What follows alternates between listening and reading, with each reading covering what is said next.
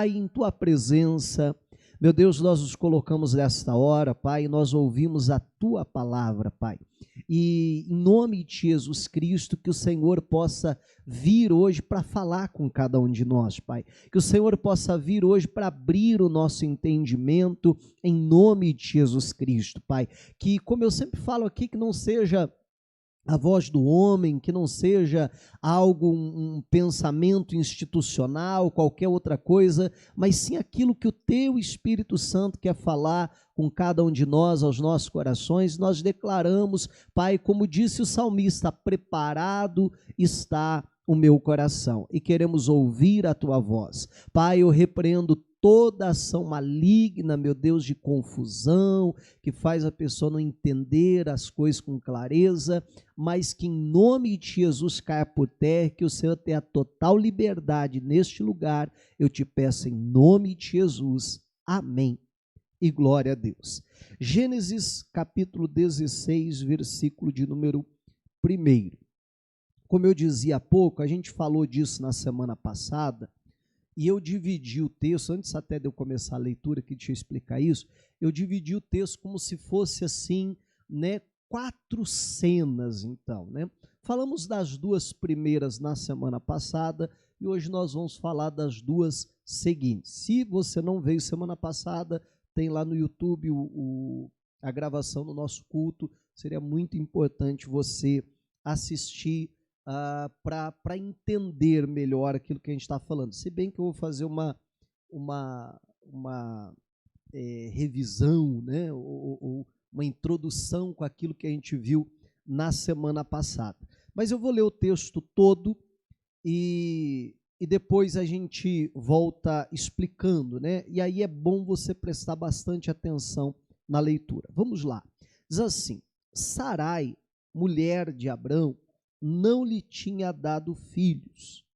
Ela possuía uma escrava egípcia que se chamava Agar.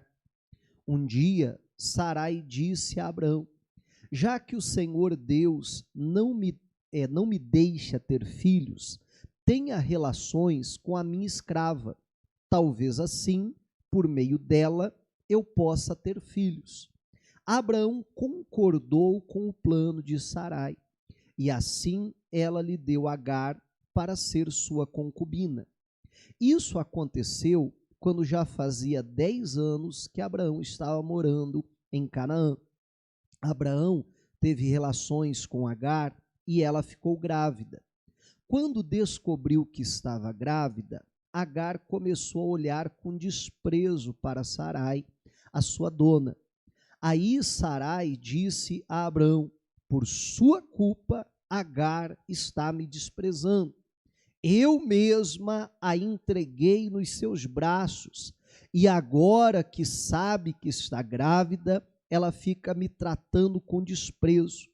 Que o Senhor Deus julgue quem é o culpado, se é você ou se sou eu. Abraão respondeu: está bem, Agar é sua escrava, você manda nela, faça com ela o que quiser. Aí Sarai começou a maltratá-la tanto que ela fugiu. Aí toda a atenção do 7 em diante, que a partir daqui é a matéria nova, tá? Mas o anjo do Senhor a encontrou no deserto, perto de uma fonte que fica no caminho de Sur, e perguntou: Agar, escrava de Sarai, de onde você vem e para onde está indo? Estou fugindo de minha dona, respondeu ela. Então o anjo do Senhor deu a seguinte ordem: volte para sua dona e seja obediente a ela em tudo. E o anjo do Senhor disse também: eu farei com que o número de seus descendentes seja grande. Eles serão tantos que ninguém poderá contá-los. Você está grávida e terá um filho, e porá nele o nome de Ismael, pois o Senhor Deus ouviu o seu grito de aflição. Esse filho será como um jumento selvagem. ele lutará contra todos e todos lutarão contra ele, e ele viverá longe de todos os seus parentes. Então Agar deu ao Senhor o nome de o Deus que vê, isso porque ele havia falado com ela. E ela havia perguntado a si mesma: será verdade que eu vi aquele que me vê? E por isso que esse poço que fica em Cádiz e Berede é chamado de poço daquele que vive e vê. Até aí é suficiente para nós. Ou melhor, vamos ler o 15. Agar deu um filho a Abraão e ele pôs no menino o nome de Ismael. Agora sim, até aqui é suficiente para nós. Olha só o que a Bíblia nos ensina aqui, né? Dentre tantos ensinamentos tão preciosos que a palavra de Deus traz, alguns deles nós vimos na semana passada, e nós dividimos então, como eu comentava há pouco, esse texto em 4 cenas, né? E a gente na semana passada falou do versículo 1 até o versículo 6, que a Bíblia apresenta então 2 cenas. A primeira cena, a cena da tentação, e aí a gente falou como a tentação se processa, né, como ela se dá, e como eu disse, tudo isso tem lá gravado, caso você não tenha acompanhado esse culto. Depois nós vimos que depois, se a pessoa aceita a tentação, se a pessoa cai na tentação, então surge justamente a segunda cena, que é a cena da confusão. Porque Abraão aceitou ali a tentação, então agora formou-se na sua casa uma confusão muito grande. E não tinha maneira fácil de resolver aquela situação. E aí nós falávamos que porque Abraão cedeu à tentação e agora trouxe confusão para a sua casa, ele perde a sua autoridade e por conta disso a forma de resolver, ele vai lá e ele lava as mãos, né? A serva é tua, faz o que você quiser com ela. E aí a gente falava que surge na casa do Abraão então a opressão da Sara, a omissão de Abraão e a fuga da Agar, né? E dizíamos que isso muitas vezes é o que acontece quando a pessoa cede à tentação. Então vem toda essa confusão que muitas vezes se dá com essas 3 coisas: a opressão, a omissão e a fuga. E aí a gente falou um pouquinho a respeito disso. Então, primeira cena, a tentação; a segunda cena, a confusão. E hoje nós, a partir do versículo 7 ali, vamos falar de 2 outras cenas que se seguem, né? A Agar, então, ela foge e ela vai para o deserto. Ela está grávida. E é aqui que chega justamente a terceira cena, então, que a gente está construindo aqui em cima desse texto, que é a cena da restauração. Deus precisa agora vir para restaurar essa situação. E a boa notícia, meu irmão, é que mesmo quando muitas vezes nós caímos na tentação, e a consequência disso é vir a confusão, né, na casa, na família, vir a confusão no trabalho, em qualquer outra área, mesmo diante disso, mesmo nós tendo provocado toda essa situação. Na sexta-feira, por exemplo, eu pregava uma mensagem que dizia quando nós somos o culpado, baseado ali em Jonas, né? E às vezes algumas tempestades na nossa vida, elas vêm porque nós causamos elas, porque nós provocamos elas. E essa tempestade agora é por causa dessas decisões erradas que foram sendo tomadas. Mas mesmo assim, a graça de Deus, o amor de Deus é tão fantástico por nós, que mesmo no meio das nossas confusões, mesmo no meio das nossas fugas, muitas vezes, no meio dos nossos desertos, então o Senhor, ele vem ao nosso encontro. E é interessante que aqui não é o Abraão orando, ou não é a Sara orando, mas aqui é Agar. uma escrava que, fugindo da opressão da Sara, entra deserto adentro, está fugindo, sem rumo, sem saber para onde vai, e a Bíblia diz que Deus ouve a aflição dela e que Deus vai ao encontro dela. Amém. E glória a Deus, porque Deus, ele nos visita e Ele nos alcança até mesmo nos nossos desertos, ou, como eu dizia há pouco, nas fugas que muitas vezes nós fazemos, justamente por conta de toda essa confusão que foi gerada e que foi provocada. E quando o anjo do Senhor ele encontra ali a Sara, ele faz algumas perguntas, né? Podemos voltar até no versículo 7 lá e a gente vai vendo aqui, acompanhando. Então, só para lembrar, versículo 7 diz: mas o anjo do Senhor a encontrou no deserto, perto de uma fonte que ficava no caminho de Sur, e perguntou: Agar, escrava de Sarai, de onde você vem e para onde está indo? Vamos parar aí então. Bom, o anjo do Senhor, e aqui que eu quero lhe chamar a atenção, que a Bíblia diz, né, quando a Bíblia usa essa expressão, o anjo do Senhor, e eu não sei como é que está na tua Bíblia, mas na maioria das Bíblias traz tanto o A aqui do anjo, né, como maiúsculo, se referindo justamente, né, a uma manifestação de Deus, na teologia chamada de teofania, né, quando Deus ele vem pessoalmente. Então, nós não estamos falando de um anjo no sentido de um espírito ministrador, como a Bíblia diz em Hebreus, como enviado de Deus, não, mas é o próprio Deus que vem até Agar no meio do deserto. Amém? E o anjo, então, se apresenta a ela, e agora o anjo vai ter que tratar, ou o Senhor, melhor dizendo, vai tratar a Sara. Porque vamos parar para pensar aqui.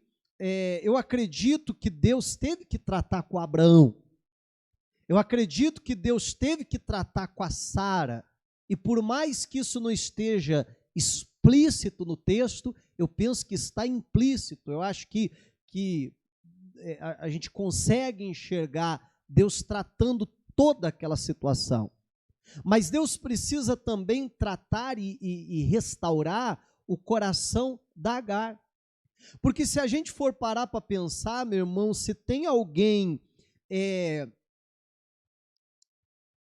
não sei se a palavra correta seria inocente, né? Mas eu vou usar essa assim mesmo, nessa história, é Agar. Ou se tem alguém que é a menos culpada, é Agar, ou talvez fique melhor ainda, a pessoa que tinha menos opção nessa história era Agar. Dos nossos três personagens, Abraão, Sara e Agar, ela era a que tinha menos opção. Eu falava no domingo passado que naquela época o escravo ele era uma propriedade. A pessoa tinha um escravo da mesma maneira que ela tinha um boi, que ela tinha uma ovelha, ela tinha um escravo, era uma propriedade, ela podia vender, ela podia emprestar, ela podia trocar, era uma mercadoria, né? E entenda, obviamente, eu não estou falando que isso seja certo, correto, claro que não, de uma maneira muito injusta, havia escravidão, e as pessoas então eram consideradas coisas, né? Eu falava isso na semana passada, que era uma ferramenta ambulante, isso que era então um escravo. E Agar como escrava era justamente isso. Então, a partir do momento que a Sara chega e diz para ela assim, olha, você vai se deitar com o meu marido, e que o Abraão chega e diz, olha, hoje você vai se deitar comigo, ela não tem opção. Ela é a única da situação aqui que não tem opção, que não tem escolha. Você está entendendo? E sabe o que é o triste? É que muitas vezes as pessoas lêem o texto e a vilã é quem? É verdade, não é? Essa sem vergonha, né? Olha aí, causou a traição, né? Não, meu irmão, ela é a mais inocente da história, ou como dizia há pouco, a que tem menos opção aqui. Ah, pastor, mas ela ficou se achando ali e olhando para Sara com desprezo. Sim, e obviamente que ela erra com relação a isso. Mas, gente, uma escrava que de uma hora para outra está carregando o filho do senhor daquela casa, aquele que era dono de tudo, né? Não é de se admirar que ela também, né, não soube lidar ali com aquela situação. Então, essa mulher que, né, que a gente está chamando ela de mulher, mas que naquela época, uma escrava, praticamente uma coisa. E aí você vê a grandeza de Deus e lá no deserto, onde ela está, amém, para falar com ela. E quando Deus encontra ela, então, no deserto, ela está fugindo, Deus não se dirige a ela e não diz assim, ô fugitiva, ô perdida, ou escrava, ou qualquer outra coisa. Deus chama ela pelo nome. E o que ela fica admirada e chama Deus como o Deus que me vê é isso. Que ela diz, Deus me conhece, eu não conheço a Ele, mas Ele me conhece. Ele vem até mim e me chama pelo nome. E não só chama ela pelo nome, mas diz, né, Agar, escrava de Sarai. Deus não só sabe quem ela é, mas sabe a condição que ela está. Quando ela diz, Deus me vê, né, ela está justamente falando a respeito disso. Olha, então Deus estava vendo a minha aflição, Deus estava vendo o que aconteceu comigo, Deus está vendo a minha condição, Deus está vendo o que eu estou passando. E Deus então vem para restaurar a vida da Agar e restaurar o coração da Agar. E Deus então, ele se manifesta e ele faz duas perguntas para Agar. E é muito interessante como muitas vezes Deus, para restaurar a nossa vida ou restaurar o nosso coração, às vezes da mesma forma ele também faz essas duas perguntas, né? Ele pergunta o seguinte: da onde você vem e para onde você vai?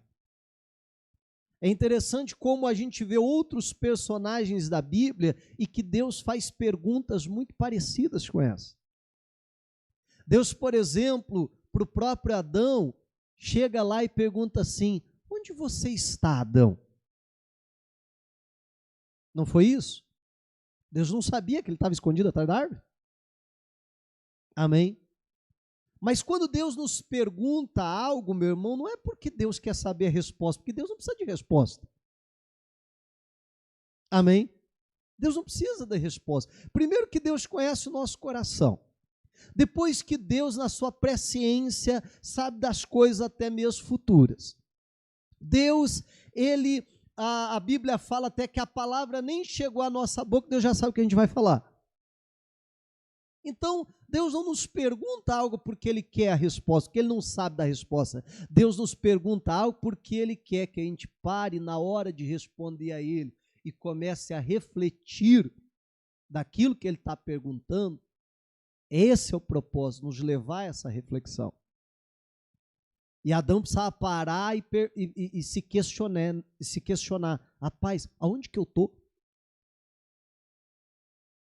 Quando eu ouvi a voz do Senhor, eu corri até Ele. Agora, ó, eu estou fugindo dEle, eu estou escondido. Olha onde eu estou. Olha onde eu vim parar. Amém, igreja? E a pergunta aqui que Deus está fazendo é semelhante. Deus pergunta para o Elias, quando Elias está fugindo de... fugiu o nome dela? Como? Jezabel. Deu um branco aqui agora. Né? Quando ele está fugindo de Jezabel e ele entra lá naquela caverna, Deus pergunta para ele: o que fazes aqui, Elias? Né? E mais uma vez Deus quer que ele pare para pensar e refletir da onde que ele vem, para onde que ele vai, o que ele está fazendo naquele lugar, Amém? E muitas vezes, como eu disse, vários personagens a gente encontra justamente Deus fazendo isso. E Deus vem para Agar e pergunta: da onde você vem e para onde você está indo, Agar? E essa é a forma que Deus começa ali a trabalhar a restauração no coração, então, da Agar. E é interessante que ela não desmente, ela não justifica, ela não tenta, não, ela vai e ela fala, né, de maneira direta e taxativa, ela diz: estou fugindo da minha dona. Ela não tenta negar que ela é uma escrava, ela não tenta justificar por que ela está fazendo aquilo. Não, mas deixa eu explicar, olha só, ela está me oprimindo. Eu estou sofrendo lá. Não está fácil. Foi por isso que eu fugi. Não, tem uma explicação. Não, ela não tenta justificar, ela não tenta desmentir. Não, ela diz: olha, essa aí sou eu mesmo, eu sou Agar, a escrava, e da onde que eu venho? Olha, eu estou fugindo da minha senhora. Para onde que eu vou? Não sei, não faço ideia. Eu não tenho um plano. Eu não sei para onde que eu vou. Eu só queria fugir dessa situação. Eu só queria sair de lá. Para onde eu vou, eu não faço a mínima ideia. E é dessa forma que Deus começa, então, a restaurar o coração da Agar. E eu acho que isso é um exercício que eu e você também podemos fazer, de também nos questionar. Porque tem muita gente que, sabe, tem problemas porque esquece de onde saiu. Tem muita gente que vai se tornando ingrato com Deus porque esquece de onde que Deus o tirou. Você está entendendo, em nome de Jesus?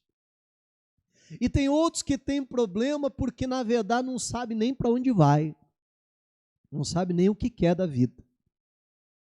Eu acho que um bom exercício é muitas vezes a gente parar e se questionar justamente isso. Olha, da onde eu vim? E para onde eu vou? Amém, igreja? Porque na nossa vida, em qualquer momento que nós paramos para analisar, a gente sempre está no meio de um caminho. A gente sempre está numa trajetória. Amém? No dia que nós fomos concebidos, deu início a uma trajetória ali, que só vai se encerrar no dia que nós morremos, pelo menos nessa terra, né? Amém? No dia que nós morremos. Então, nós sempre vamos ter um lugar da onde a gente saiu. E nós precisamos também ter um lugar aonde a gente quer chegar, né? E quando eu analiso dessa forma, até num sentido de vida eterna. Aonde que eu quero chegar? Aonde que eu quero passar a eternidade? Amém, igreja? E assim por diante. Agora, dentro da nossa trajetória, em vários aspectos assim. E o Senhor pergunta, e ela, com toda sinceridade, ela responde, e é dessa forma que nós precisamos agir. Sabe, sem justificativa, sem tentar achar culpados, sem tentar, sabe, criar a nossa narrativa. Não, encarando a realidade, ela diz: olha, eu estou fugindo da minha dona. Para onde eu vou, eu não faço a mínima ideia. E quando Deus vai, então, e repito, Deus está trabalhando aqui essa situação, Deus está trabalhando o coração de Agar, Deus veio até o deserto onde ela se encontrava, né, para restaurar ela, e não somente ela, mas toda essa situação como um todo. E aí Deus dá uma ordem para Agar que, eu não sei você, mas talvez se a gente fosse Deus, e ainda bem que a gente não é, mas se você fosse Deus, será que você daria essa ordem para Agar? Porque a ordem de Deus é o quê? Está no versículo seguinte aí, ó. Então o anjo do Senhor deu a seguinte ordem: volte para a sua dona e seja obediente a ela em tudo. Meu irmão, eu sei que esse talvez não seja um exercício muito bom, porque quem tentou ser igual a Deus se deu mal, né? Mas, mas rapidinho aí, pare e pense, se você fosse Deus, será que você falaria isso para Agar? Eu acho que muitos de nós diríamos, foge mesmo. Não é verdade?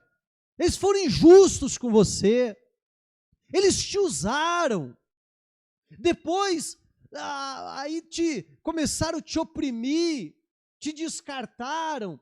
Não foge mesmo, sai de pé desse pessoal.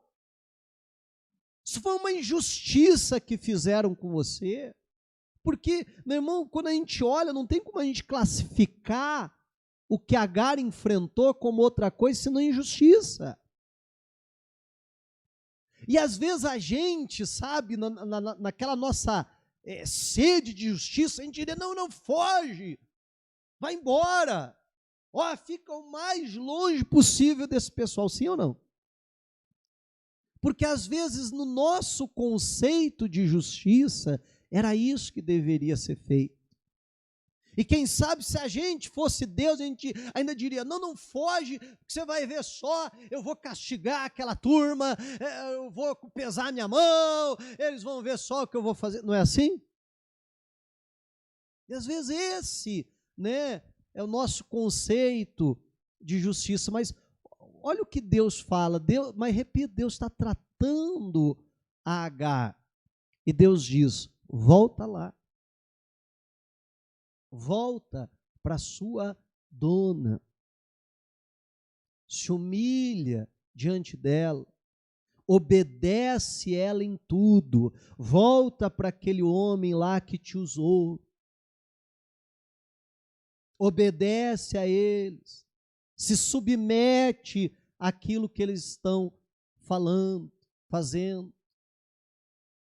Agora, você já parou para imaginar, né, Agar, ela voltando, e agora ela precisa chegar lá e encarar Abraão. E agora ela precisa chegar lá e encarar Sara. Não é isso? E já imaginou, então, vamos parar para pensar, se você lembrar da história aqui no Brasil, e muitas vezes a gente, né, aprende isso na escola, quando um escravo fugia, o que acontecia? Né, primeiro mandavam atrás, porque era mercadoria perdida, não podia perder, então mandava alguém, né, atrás, e tinha gente que a função dela era recuperar os escravos fugitivos, não era isso? E quando voltava, então, obviamente, tinha toda a punição para não voltar a fugir, para ficar com medo de fugir. Rapaz, se eu fugir, vão me capturar de novo, e eu vou sofrer esse castigo, melhor eu não fugir, melhor ficar aqui mesmo. E eu penso que naquela época não deveria ser muito diferente disso.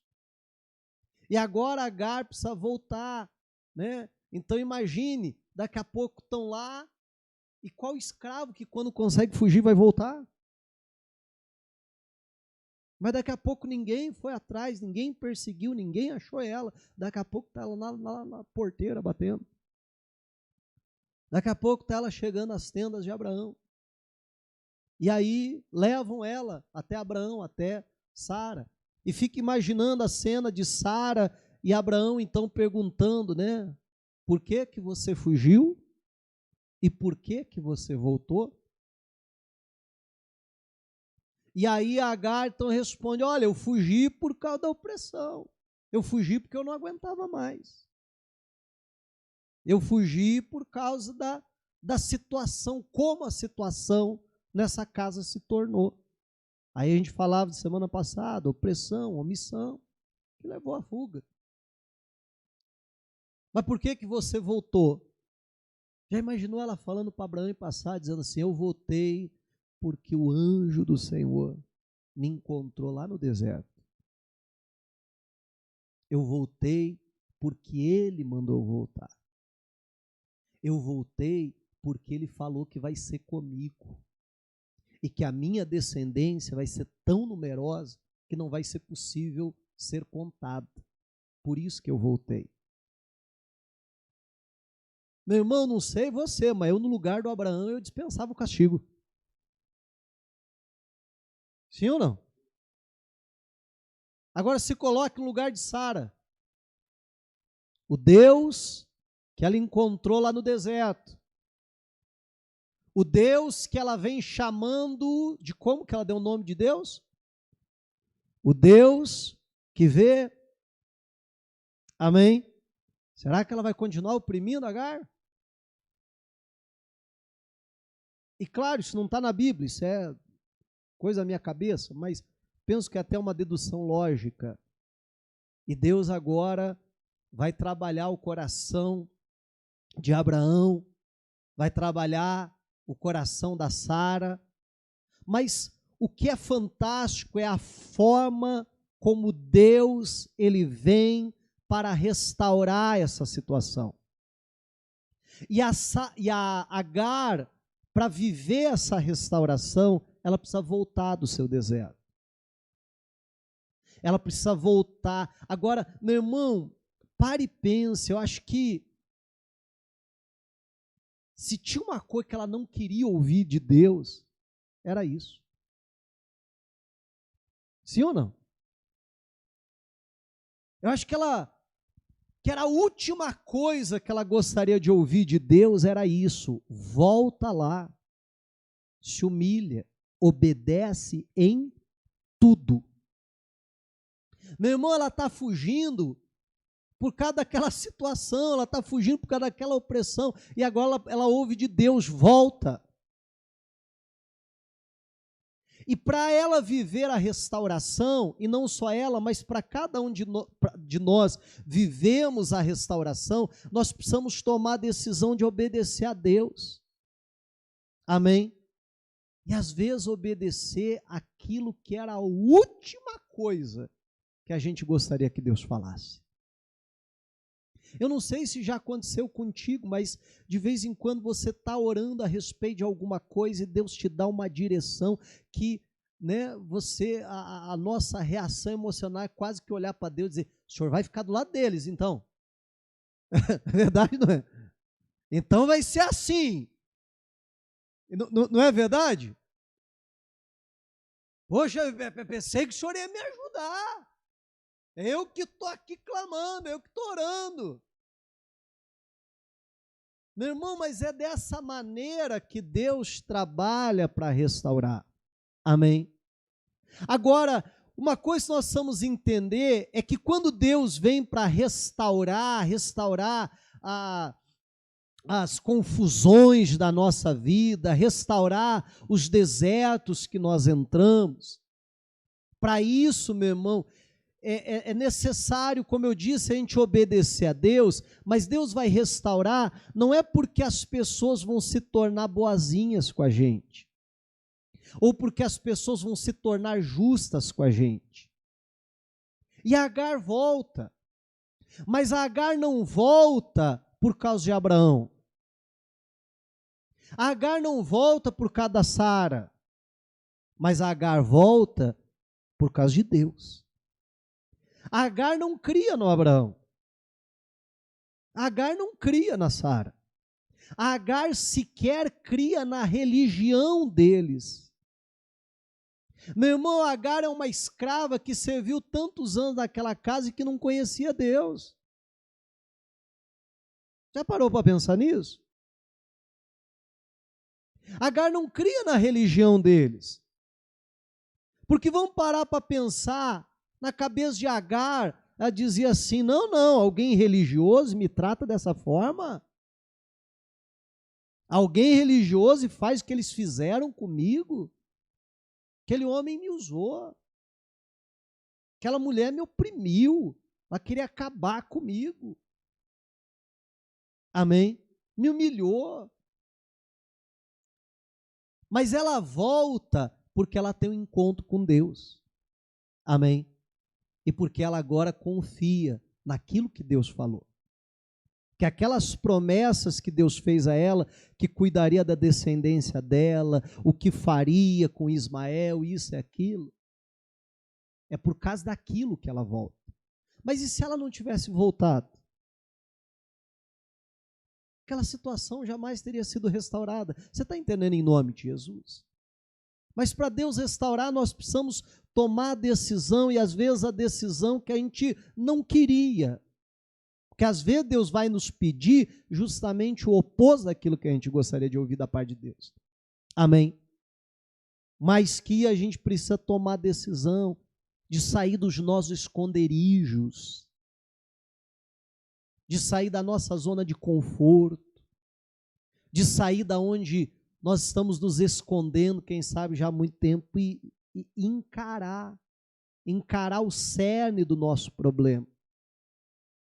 Meu irmão, Deus vai trazer a restauração, e entenda bem, repito novamente, a restauração de Deus não é Deus fazendo as pessoas se tornarem boazinhas, ou as pessoas se tornarem justas com a gente vai continuar enfrentando problemas, a gente vai continuar enfrentando injustiças, a gente vai continuar enfrentando maldade das pessoas. Deus quer restaurar, mas não acho que você vai voltar para a tua casa e estará tudo transformado lá. Não, meu irmão, vai acabar esse culto, você vai voltar para casa e o problema que você enfrenta vai estar lá te esperando. Segunda-feira você vai trabalhar e o problema que você enfrenta no teu trabalho vai estar lá te esperando. Mas a restauração de Deus é que a gente vai voltar lá para encarar os nossos problemas, e talvez os nossos problemas não mudaram, mas a gente mudou. Amém, igreja? Mas a gente vai lá na certeza que agora Agar tem alguém que me vê, tem alguém que sabe quem eu sou, tem alguém que conhece a minha condição. E tem alguém que está trabalhando em meu favor, porque esse que me vê me fez promessas que diz respeito até à minha descendência. Amém, igreja? É aí que Deus, ele vai realizar, sabe? É dessa forma que Deus realiza, então, a restauração. Eu imagino o temor do Senhor que agora Abraão tem. O temor do Senhor que a Sara tem, isso, como eu disse, não está explícito no texto, mas está implícito porque Abraão, quando vai dar o nome do filho, como é que ele dá? De Ismael. Porque Agar chega lá e diz assim, ó, o anjo do Senhor me encontrou, e ele diz que esse meu filho aqui vai se chamar Ismael, vai se chamar Deus ouve. Sabe por quê? Porque, como Deus diz, porque Deus ouviu a minha aflição. Meu irmão, vamos ser sinceros, será que tem coragem de continuar oprimindo essa mulher? E é dessa maneira, então, só que entenda que Deus só vai poder vir e trazer aquela restauração quando a gente decide, não vai ser, porque aquela mulher não fazia a mínima ideia como é que Deus ia fazer aquilo. Mas ela decide confiar, não vai ser do jeito de Deus. Amém? Vai ser como, eu não sei como Deus vai fazer, eu não sei de que maneira que Deus vai lidar com Abraão, de que maneira que Deus vai lidar com a Sara, de que maneira que as coisas vão se dar, mas eu sei que vai ser do jeito de Deus. Eu sei que é Deus que está à frente dessa situação. E ela, então, decide voltar. Meu irmão, e a restauração, ela só é possível, só se dá quando a gente decide sair do nosso deserto. Sabe, sair dos nossos esconderijos. Que às vezes nós vamos criando para fugir de certas situações. Para tentar se esconder de certas confusões que às vezes nós mesmos criamos. Ou às vezes outros criaram, mas que nós nos vemos envolvidos nela, então tentamos fugir para ela. Aquela mulher não fica tendo dó de si mesma. Ai, tadinha de mim, ai, coitadinha deu e tal. Não, ela decide voltar, encarar.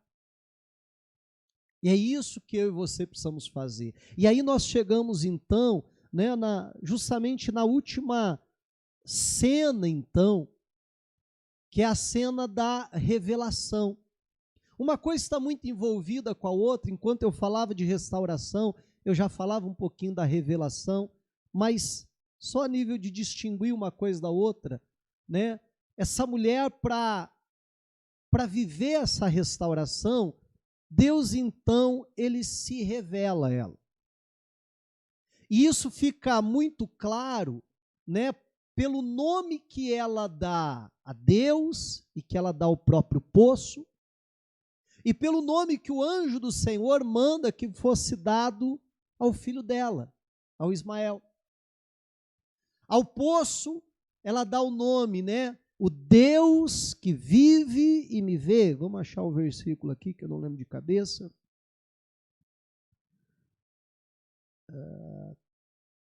Está aqui, finalzinho do 14. Desde o começo do 14. E por isso que esse poço que fica entre Cádiz e Berede é chamado de poço daquele que vive e me vê. Amém? Meu irmão, então, o nome que ela chama mostra o que ela aprendeu de Deus. A forma que Deus, então, se revela àquela mulher. Aquela mulher que não conhecia Deus. Engraçado que ela não chama assim, esse é o Deus de Abraão.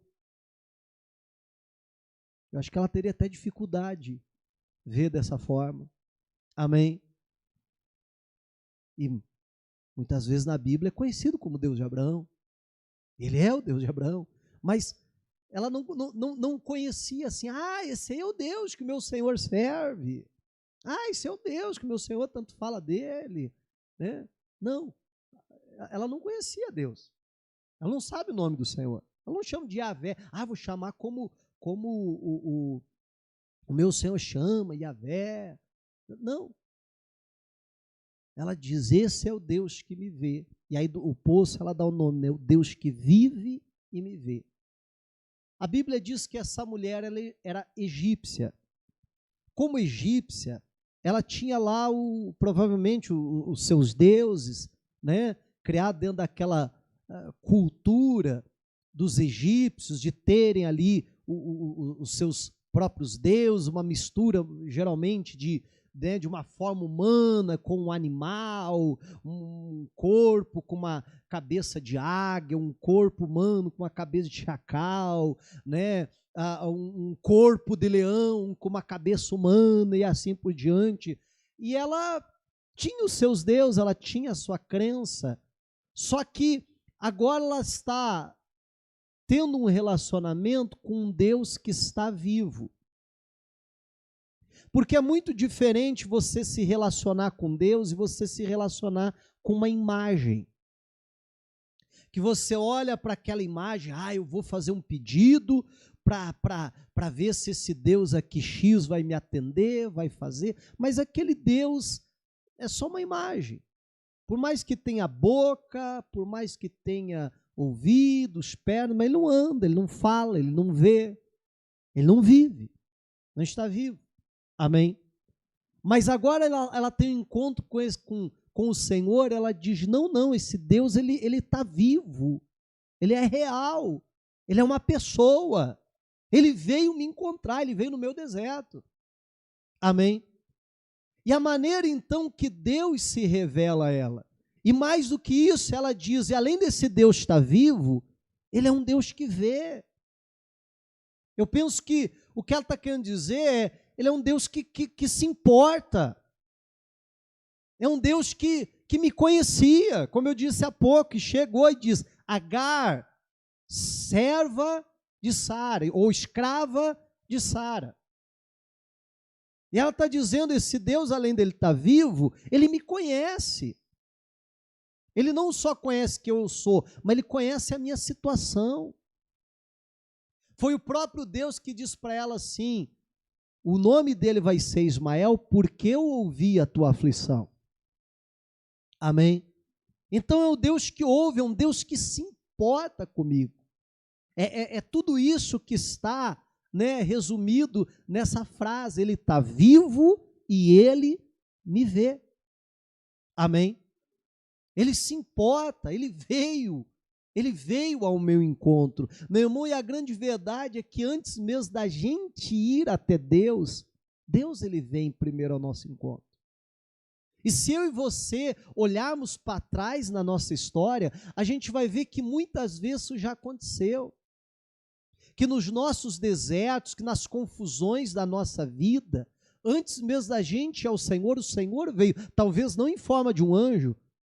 Eu acredito que a grande maioria, se não todos, não foi em forma de um anjo, como aconteceu com Agar, mas às vezes em forma de alguém, em forma de uma palavra, em forma de um convite que você recebeu. Amém, igreja? E que você, né, consegue constatar isso que ela conseguiu constatar. E Deus, então, ele vem enquanto ele se revela. Além disso, o anjo manda com que ela dê o nome do filho e diz, olha, esse teu filho aí que está na tua barriga. E vamos lembrar que, diferente da nossa cultura, o nome não era escolhido quando estava grávida. Na nossa cultura, assim que, né, que a mulher descobre que está grávida, então já começa a escolher o nome, não é assim? Ah, vamos chamar de tal. Não, tal não, que nome é feio e tal. Não é assim? Não, então vamos chamar de... E aí começa a escolher o nome. Ah, se for menino, vai chamar tal. Ah, nem descobriu se é menino ou menina ainda. Mas já começa a escolher o nome, não é assim? Se for menino, vamos chamar de tal. Se for menina, vamos chamar de não sei o quê. E aí começa, aí vem um dar palpite, vem outro dar palpite. Não é assim? E aí... Não, naquela época só se dava o nome depois de nascido. Agora essa mulher dá grávida, então ninguém tinha escolhido o nome ainda. Mas vem o anjo do Senhor e diz, olha, essa criança que está aí na sua barriga, ela vai se chamar Ismael. O significado de Ismael é Deus ouve. E aí o próprio Senhor diz, porque eu ouvi a tua aflição. E essa criança vai se chamar Deus ouve. Agora pare e pense, meu irmão, né? No hebraico, Ismael é um nome composto, é a junção de dois nomes. Ishmael. Ishma, ouve. El é Deus. Então, Ismael, que a gente em português, né, chama de Ismael. Agora vamos parar para pensar. No hebraico era isso, Deus ouve. Isso que queria significar o nome. Você já imaginou ter um filho com o nome de Deus ouve? Amém? Então você perceba que a vida inteira dessa mulher, literalmente, a vida inteira dessa mulher, ela precisa se dirigir ao filho, e vamos, né, lá, Ismael, no português, Deus ouve, vem tomar café, Deus ouve, vai tomar banho, Deus ouve, está na hora de entrar, Deus ouve, já falei para você que você tem que obedecer, amém? E toda vez que essa mulher está chamando o nome do filho, Deus ouve, ela está se lembrando, Deus me ouviu, Deus me ouve. E o que essa mulher aprende de Deus é que Deus vive, que Deus vê e que Deus ouve. Amém? Meu irmão, essa mulher parece que conhecia mais de Deus com aquele único encontro que muito cristão. Porque tem muito cristão que parece que não crê que Deus vê. Que parece que não crê que Deus vive, melhor dizendo. Que parece que não crê que Deus vê e parece que não crê que Deus ouve. Amém? E a forma, então, de Deus, sabe, concluir toda essa restauração que se dá aqui é justamente, né, se revelando a essa mulher.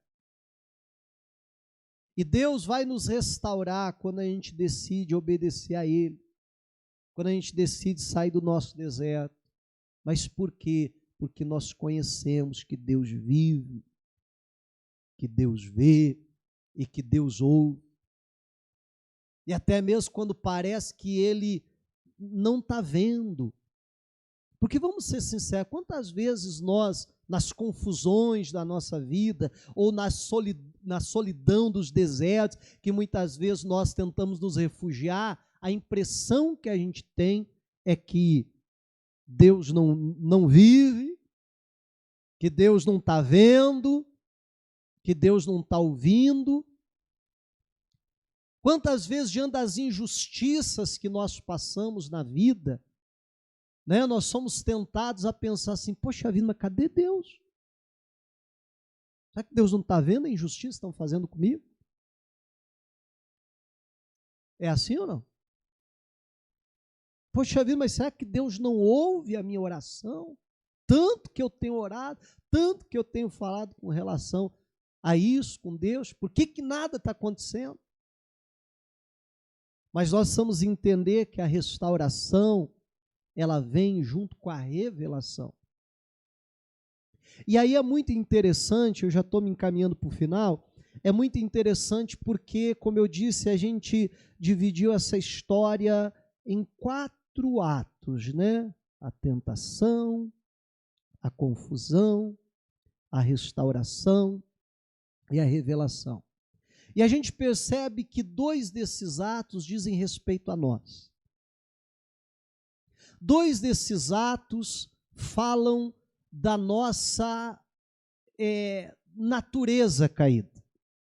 2 desses atos falam do caminho que, infelizmente, muitas vezes nós trilhamos. Agora, os 2 últimos falam de Deus, da graça dele, do amor dele vindo até nós para restaurar, para nos tirar dos nossos desertos. Amém, igreja? Para se revelar a nós. E é isso que Deus ele quer fazer. E a grande verdade é que não importa, meu irmão, o tamanho da confusão que a gente entrou. Não importa quão fundo no nosso deserto a gente já entrou, já nos escondemos. Se nós tivermos a coragem de, não porque cremos no Abraão, não porque cremos na Sara, não porque cremos na promessa de alguém, não porque cremos que simplesmente amanhã o problema vai deixar de existir, mas porque cremos que algo aconteceu em nós, que Deus está conosco e decidimos encarar os nossos problemas, sair dos nossos refúgios, sair dos nossos desertos, das nossas zonas de conforto e encarar ali o cerne do problema, é que Deus vai poder vir e restaurar a situação. E aquela mulher, toda vez que dizia, né, Ismael, Deus ouve, ela se lembrava que ela tinha uma promessa da parte de Deus. Que o Deus que vive, que o Deus que vê e que o Deus que ouve prometeu que faria da descendência dela uma descendência numerosa, que faria dele, que Ismael seria, né, bode do deserto, não é bode que usa a expressão, como que é? Jumento, isso mesmo. Eu sabia que tinha chifre, que era algum animal, jumento deserto, né? Falando da coragem dele, ele vai lutar contra todos vão lutar contra ele, mas não vão prevalecer, eu vou fazer dele poderoso. E toda vez que ela, então, está chamando ali ele, por esse nome, ela está se lembrando dessa promessa da parte de Deus. Amém? E é isso que eu e você precisamos fazer. É dessa forma que Deus vem para restaurar. E eu não sei se talvez alguém aqui, ou quem sabe muitos aqui, se encontrem justamente nessa situação. Pastor, olha, eu estou vivendo uma confusão na minha casa. Pastor, eu tô fugindo, me escondendo de um determinado deserto. Eu falava, só fazendo uma pequena pincelada da mensagem que eu pregava na sexta-feira, eu comentei aqui há pouco, que eu dizia sobre Jonas que às vezes nós somos o culpado pelos nossos problemas. Claro que não é sempre. Existem outras tempestades e por outros motivos. Mas às vezes nós precisamos encarar a realidade como Jonas dizer assim: foi por minha causa que veio essa tempestade. A culpa é minha. Só que por um lado Jonas, ele sabe, encara a realidade com muita clareza. Só que o problema é a solução que o Jonas quer dar. Sabe qual é a solução que o Jonas apresenta? Porque eles perguntam assim: agora, o que a gente vai fazer? Ele diz assim: para se livrar dessa tempestade, vocês precisam me pegar e me jogar no mar. Meu irmão, mas por que a tempestade veio? Pela desobediência. Amém? A gente conhece a história. Ele deveria, na verdade, falar assim: ó, caso é o seguinte, essa tempestade está vindo porque eu estou indo na direção contrária do que Deus mandou.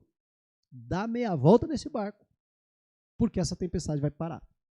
Você acha que aqueles marinheiros que estavam com medo de perder a sua vida não dariam meia volta naquele barco? Mas na hora. Mas o Jonas é tão turrão, o Jonas está tão decidido a desobedecer a Deus, que ele diz: me joga lá, mas eu não volto. Você está entendendo? E o pior não é nem assim: gente, foi mal, desculpa aí, perdão, pera aí que eu vou pular, né? Não, ele diz: se vocês quiserem, vocês que me jogam, que eu mesmo sair não saio. Verdade, não é? Maior solução, meu irmão, que ele dá para o problema. Então tem gente que até consegue, sabe, identificar qual é o problema, mas na hora de dar a solução, dá a solução toda errada.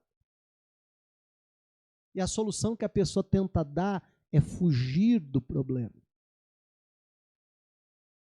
Agora, Jonas descobre rapidinho que ele ser jogado para fora do barco não era a solução do problema, porque ele só é jogado para fora daquele barco para cair dentro da barriga do peixe. Está pior a situação dele ou melhor? Você está entendendo? E lá na barriga do peixe o cara é tão turrão, gente, que ele leva ainda 3 dias para se arrepender. Verdade, não é? Mas o problema, a solução para o problema dele, a restauração para as confusões da vida de Jonas, e agora eu estou fazendo um paralelo aqui, era arrependimento. Amém? Se ele tivesse arrependido no barco, gente, não precisaria enfrentar a barriga do peixe. Você está entendendo? E tem muita gente que, ela até, sabe, a pessoa consegue perceber: não, a culpa é minha, mas então, ou ela mesmo se joga, ou ela espera que alguém jogue ela para fora. O casamento não está dando certo, e a pessoa diz: não, mas eu sou assim. Quando você casou comigo, você sabia que eu era assim, eu não vou me arrepender, eu não vou mudar. Se você não quiser, você vai embora. Aí a pessoa vai, ou ela pula fora, ou alguém pula com ela para fora do barco, né?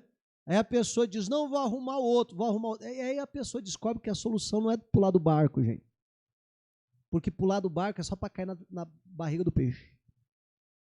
E a pessoa rapidinho descobre que os problemas não eram o seu cônjuge, ou o seu ex-cônjuge.